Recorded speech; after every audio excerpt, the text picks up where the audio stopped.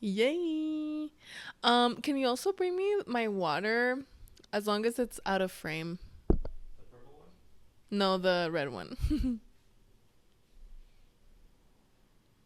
Can you see it like at the edge? Ah, shit. Well, just I could put it down here then. Thank you. Yes, thank you. Okay. Thank you, baby. I'm gonna start.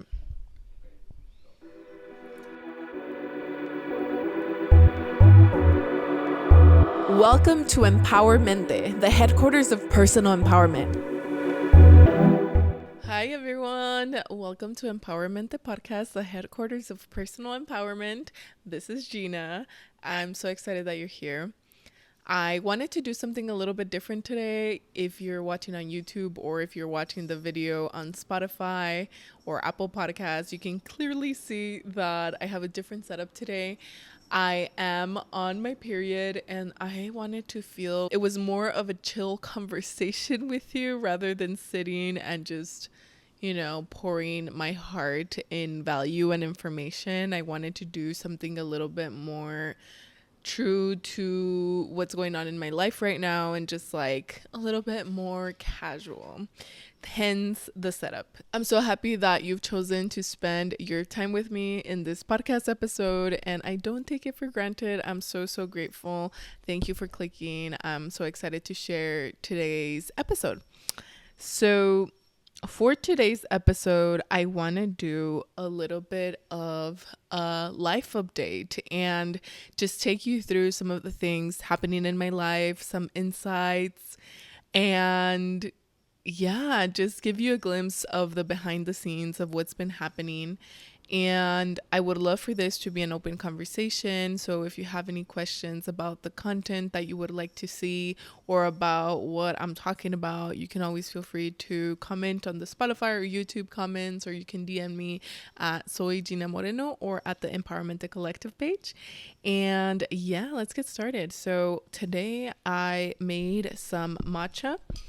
I was obsessed with matcha a few years ago because when I was in college, I went to this coffee place, a coffee shop called Kinley's. It's in El Paso, close to UTEP.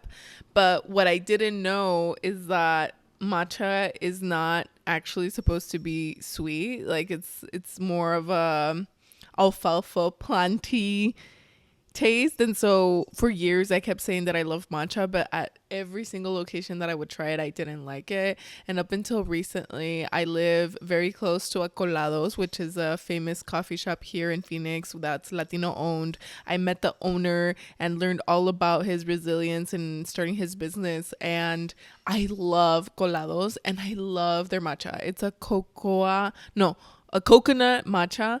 And so ever since I've been here living in this new apartment, I've gotten back into matcha. I got a package full of matcha flavors. So I'm enjoying it, having it every day. And I invite you to grab your coffee, your matcha, have a sip of water. I'm wondering what you all are doing when you listen to me. Like, are you all driving? Are you all doing your laundry? I know that when I listen to podcasts, it's usually in the morning when I do like a morning walk or when I'm like tidying up my apartment.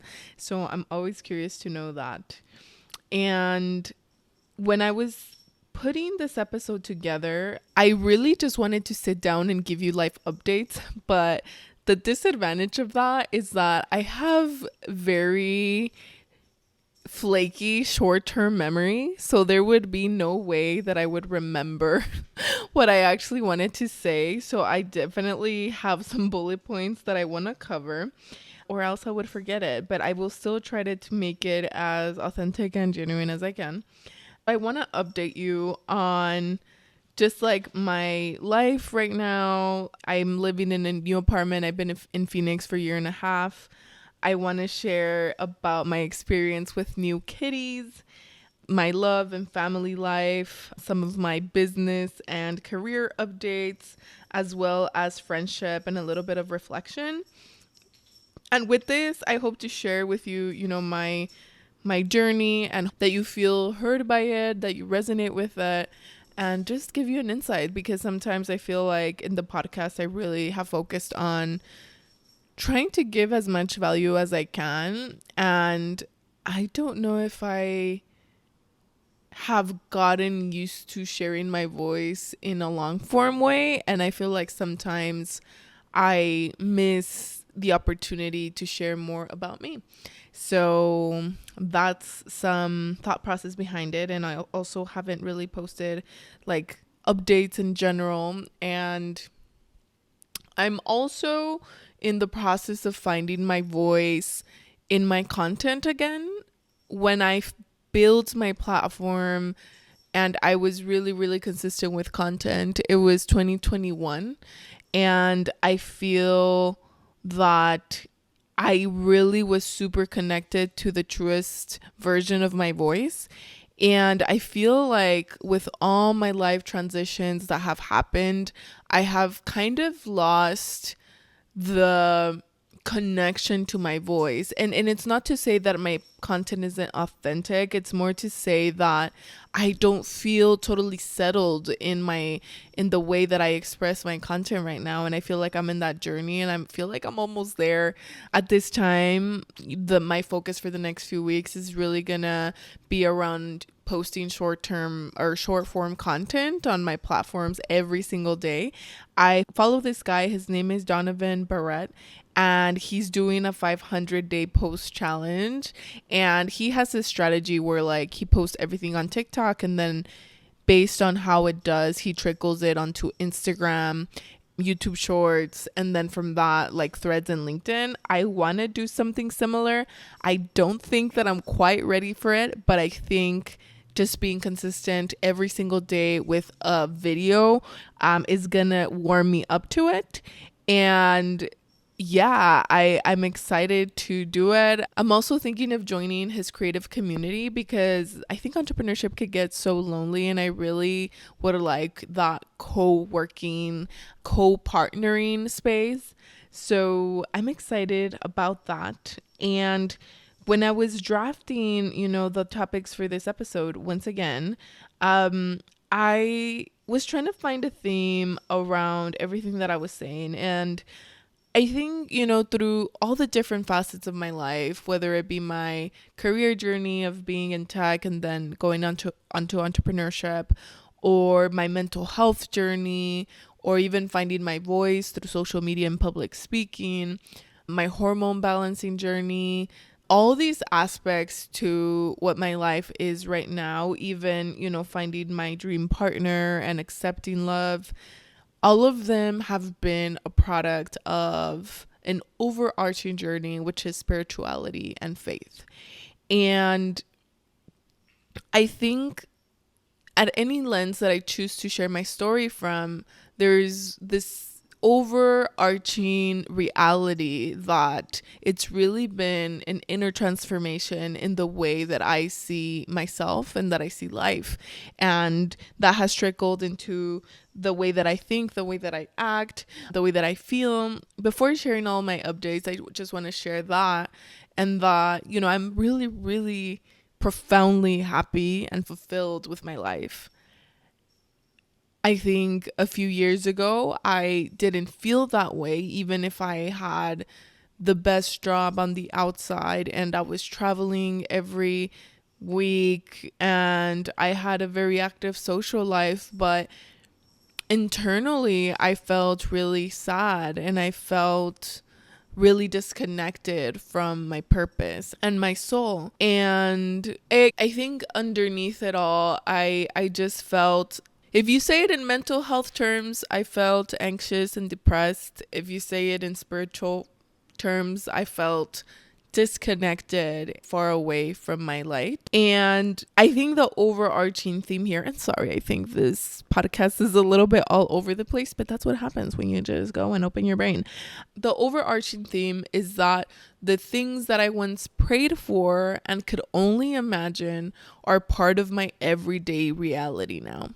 My home, my career, my business, my cats, the way that I live my life is a product of what I yearned a few years ago. And if I could summarize it in how I did it without the strategy and simply focusing on the spirituality part, I would say that it is a product of ask and it is given in action. Ask and it is given is a philosophy by Esther and Jerry Hicks, and it's about learning to manifest your desires.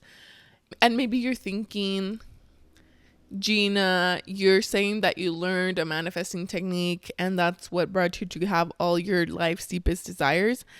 No, actually, because I actually read this book a few months ago and it's fully encompassing of all the spiritual things that my mentors and life has taught me.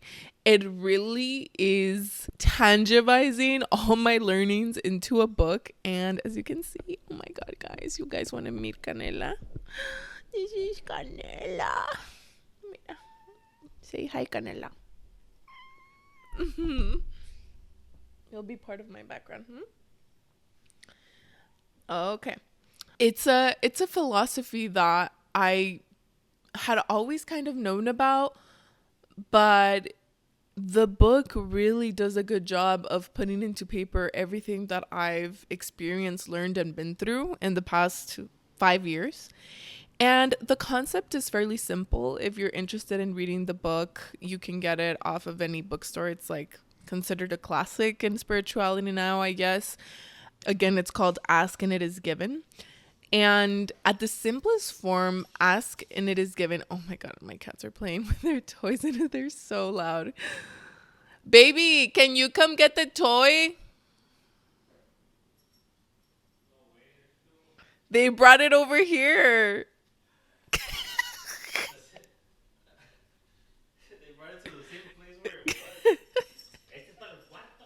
Llévatelo allá. Sí.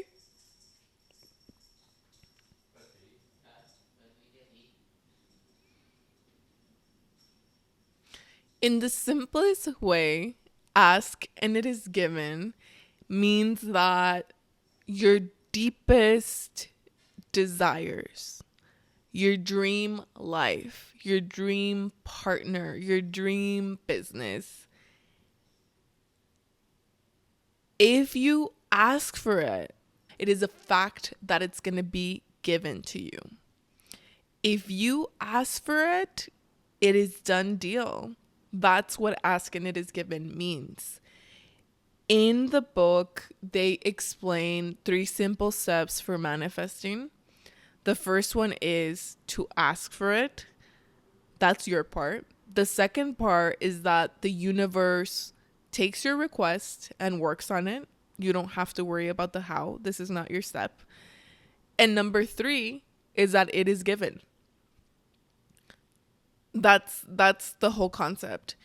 When I think about what I deeply desired a few years ago, I thought about having a fulfilling job. I didn't see myself as a business owner. I just knew that every day I wanted to be happy and enjoy what I did. I really wanted a loving partner. And I say partner because I wanted a partnership. I had gotten used to living my life alone.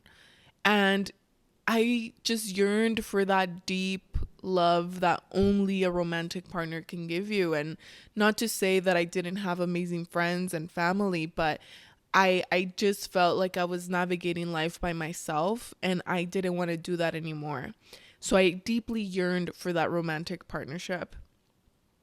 And I wanted to continue to have the means to take care of myself financially, through self-care, through my expression. So yeah, I deeply desired that. And so right now that I'm about to give you an update, I mean, I think about all the things that I wanted a few years ago and I have every single one of them. Even if I didn't explicitly ask for the things that I have now, the desire and the intention behind it was what was given to me. And so with that, I start with my life updates with an incredible sense of gratitude and just like a way of catching up. So the first thing is that we've been in a new apartment for a few months now. So it's July and we've been here from March. It's been 3 months and I really wanted an apartment with a nice view and I have it. And we live in a new construction. So basically the complex that we live in, it doesn't have a lot of people yet. And there's some pros and cons to it. Like there's a lot of construction stuff happening all the time here. But overall, it's been really, really great. I love living in this apartment. It's been almost a year and a half of living with Jose. And that's been a huge transition because it's one thing to have partners that, you know, sometimes you stay the night or you travel together, and something completely different to commit your life through a marriage and, you know, wanting to live a life together and having those conversations from the start. It's been a transformation of my identity from being like a independent single woman, not just physically, but like the way that I think, to being supported by an incredible person and learning the quirks of living with a man. Like that's the whole thing. And living with another person so closely. It's been a learning experience. We have never, up until recently, had issues with like the actual logistics of it. And it's been fun and incredible and feels easy. Of course, it requires effort, but when people say that relationships are work, it shouldn't feel like work. And it doesn't feel like work with Jose. It feels fun and it feels easy. And I'm not saying everything is rainbows and butterflies because it's a relationship, but it's been really great. And I'm getting married. We have our big wedding next year. We booked our venue this week. And so we'll be getting married in Juarez, Chihuahua, in Mexico. I've always dreamt about having a wedding in Mexico, not because of the theme. When I say that I want a Mexican wedding, I don't mean like Mexican themed or like mariachi, although that would be nice, or like hacienda themed. I just mean that the vibes and the feelings of a Mexican wedding are very different than in American wedding. Even if the people who are getting married are Mexicans getting married in the United States, the parties are just a complete different vibe. And I don't like American weddings. And if you're my friend, you probably heard me say this a million times. It's just, I've been to so many weddings in Juarez and in Mexico, and I've always known that my wedding would be in Mexico. I'm so excited about it.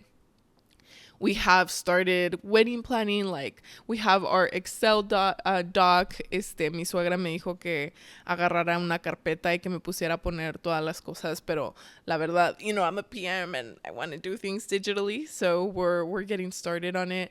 And it's so exciting. Like the details are the most exciting part. I'm not stressed yet, and I don't want to be stressed. Just like with my work and my job and my business, I really try to set it as one of the top intentions not to be stressed, because it takes and sucks away the joy of actually enjoying the process.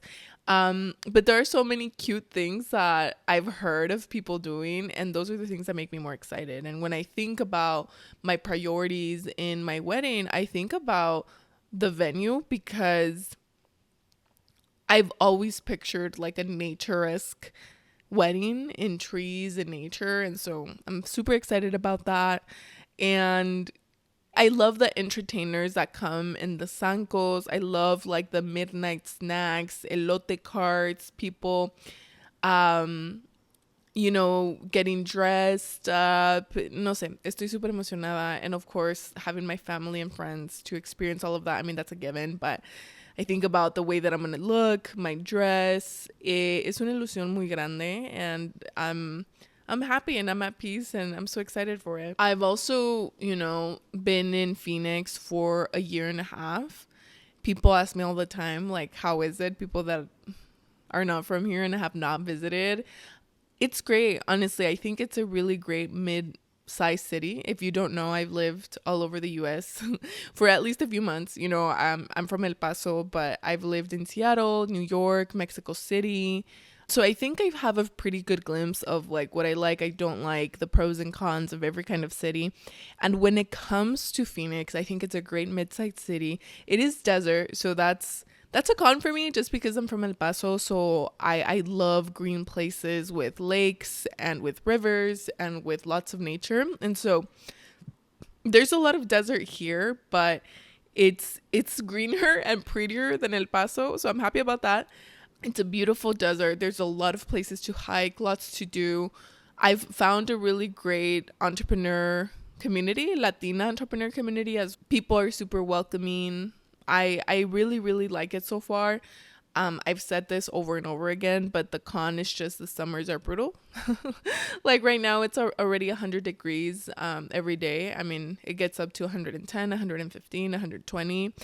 And, you know, I am the type of person that really needs my mental health walks, and I really appreciate when they're outside. So I do yearn for a place where I could do that year round.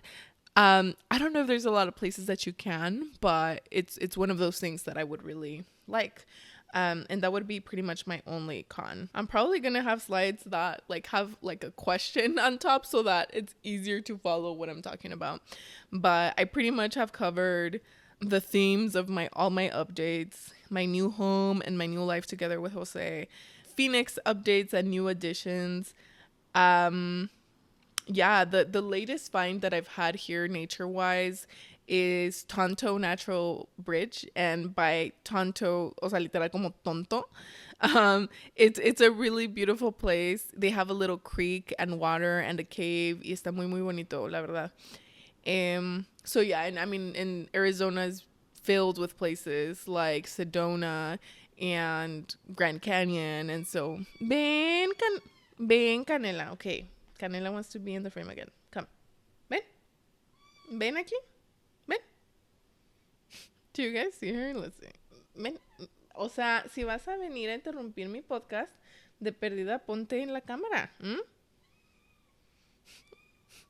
Ok. Aquí acuéstate. Canela. Yeah, so that's my Arizona update.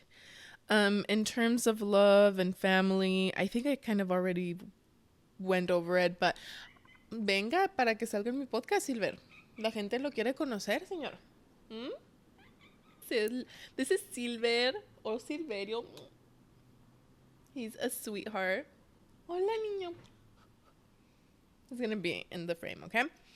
So in terms of love and family, I kind of already went through it, but I feel very loved, very supportive, very aligned. And I think part of 2024 was all about accepting love. It was really my biggest quest, like really to stop contracting and open my chest and my breath to receiving goodness and feeling good with it and regulating my nervous system to accept it. I've seen great results with it. I have a great family. I have Jose's family is phenomenal. We recently went on a trip to Puerto Peñasco, which is a beach here close to Phoenix. It's about 4 hours from here, three and a half, 4 hours. Yeah, Puerto Peñasco was super empty. The current administration here in the United States is really played a role in that because people's economy is not great, and also with all the rhetoric of Mexico being dangerous, it has caused for a lot of tourist areas to be empty. At least that's what they told us, and so it's really a shame. But we went anyway. We had a lot of fun. I've been there twice, and it's nice. It's a nice getaway. In terms of entrepreneurship, this month I had one of my biggest keynotes yet. And I don't say big in terms of the people, but I mean in terms of weight. I had a keynote at ASU. ASU is a great university. It's really known across the country, and I so honored to have partnered with them. I did a keynote as part of their MSSA program, which is a migrant student summer camp academy. And it was a huge milestone, not only because it was ASU, and ASU is known around the country, but also because it was for migrant students and their parents. And if you haven't listened to my keynote, it is my last episode previous to this. And it really has opened up for me to share more and more of my story and really connect with the deepest parts of my message. And so I think, for that one, which was titled You're the Dream, the Dreamer, and the Flower, it's about realizing that you are your parents' dream, but you are also the dreamer, and you have a right to keep dreaming even bigger and differently and to create something of your own. And that's been my own journey. Sí, mis canela. Okay. I also shared a really personal story that encompasses a little bit of the toxicity that I had to grow up with one of my parents, and illustrates how machismo is still very present in daughters, in Latina daughters. And so if you feel called to it, please listen to it. It's the previous episode to this one. And in terms of my business, I really want to build more offerings to be able to work with you and, my audience and my clients that are low in ticket tier offers.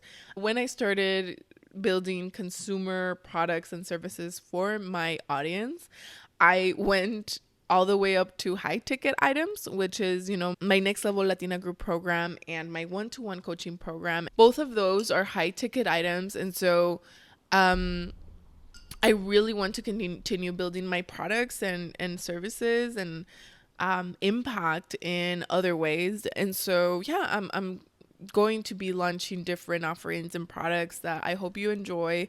Would love to get feedback on what do you think you would want from me. But one of them is a clarity workbook, because a lot of what I have encountered with potential clients and clients is that they feel lost in their journey. They don't know where to go next. They feel like they want to do something meaningful, but they don't know what. And so I created this guide to help them or you navigate through it. So let me talk about it a little bit more. Amiga, are you feeling stuck right now? Like, you want to create something meaningful, maybe a personal brand, a passion project, or even a business, but you don't know where to start? I've been there. That's why I created my Clarity Workbook. It's a mini guide designed to help you reconnect to yourself, your voice, and your story, so you can finally figure out what you want to share and how do you want to move forward. It's filled with reflection prompts and simple tools to help you get clear on your next steps. And it's only $7.77 because I want it to be super accessible. You can grab it in the link in the show notes. The link is guide.soygina.com/clarity. Or you can just get the link in the show notes. And also, if you already have an idea and maybe you're working on your brand, your project, or your business, but you feel stuck in a specific step or would love my feedback on it, you want to know if you're heading in the right direction, I'm offering a new service that is a 90-minute intensive with me. It's a private session, not in a group setting, where I help you get unstuck, give you clear, actionable feedback, and help you create action that is tailored and personalized to you. I think a big value prop of my business and Next Level Latina is that a huge component is creating a personalized plan for you, because there's so much advice out there, and having somebody who has experience give you their personal feedback based on their learnings and failures and mistakes is invaluable. So that's why I wanted to create it. So if you're ready to stop spinning your wheels and get personalized support from me, go to book.soygina.com/90-minute intensive, 90-minutes-intensive. The link is in my show notes. And let's make sure your next season is even bolder and with the most clarity you've ever had.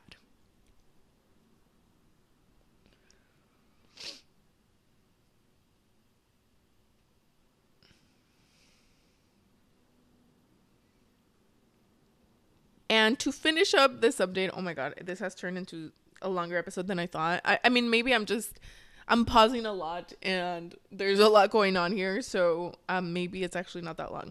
But another thing that I had really yearned for in this season was friendship, because my best friends are all over the country. And, even if I go back to El Paso, they're not there. I have a best friend in Dallas, Fort Worth area, in Chicago, Utah. I do have one in El Paso. I have another one in Hawaii. So they're all over the place. And I think nothing can compare to deep friendship.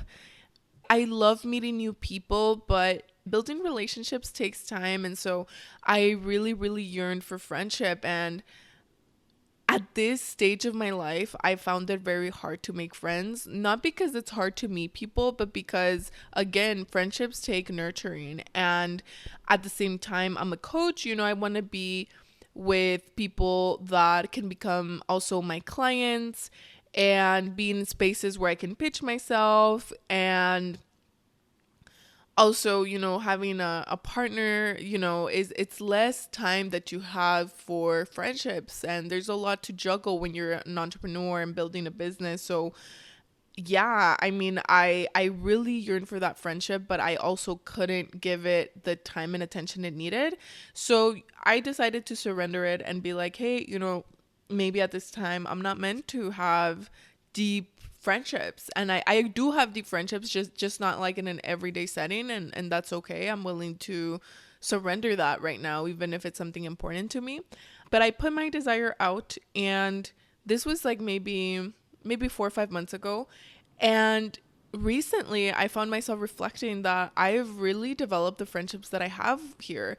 And I think part of that was opening my heart. I think I was a little close to it. I do get a little bit more defensive when I'm meeting new people, because I feel like many people want my energy and my knowledge and my insights, and not to be egotistical. I mean, I am a little bit in that way, but I just want to protect myself and my energy and my peace. And I've had experiences that have not been great, and I have had friendships that are not reciprocal. So I've definitely closed my heart off into immediately trusting people.